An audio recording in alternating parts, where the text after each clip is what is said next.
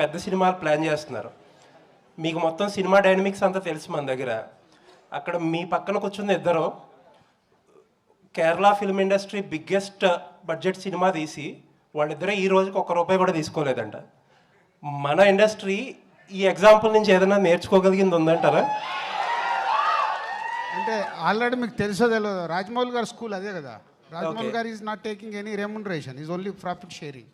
Okay, ఇంకా చాలా మంది ఉన్నారు కదా. ప్రశాంత్ నీల్ గారు కూడా సేమ్. అంటే ఒక్కొక్కరు స్టార్ట్ చేస్తే భారీ బడ్జెట్లు పెరుగుతున్నప్పుడు అందరు సేమ్ స్కూల్కి వస్తారు.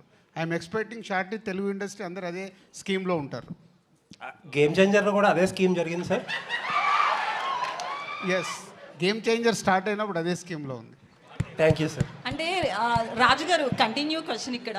రాజుగారు అంటే రెమ్యునరేషన్ ఒక్కని లూసిఫర్ 2 గురించి మాట్లాడకుండా topic yes please yeah yes please questions on this film about Lucifer. సరే ఓకే, లూసిఫర్ గురించి గెస్ట్లు వాళ్ళు మనకు హైదరాబాద్కి వచ్చిన గెస్ట్ల ముందట అనవసరమైన టాపిక్. Okay okay done.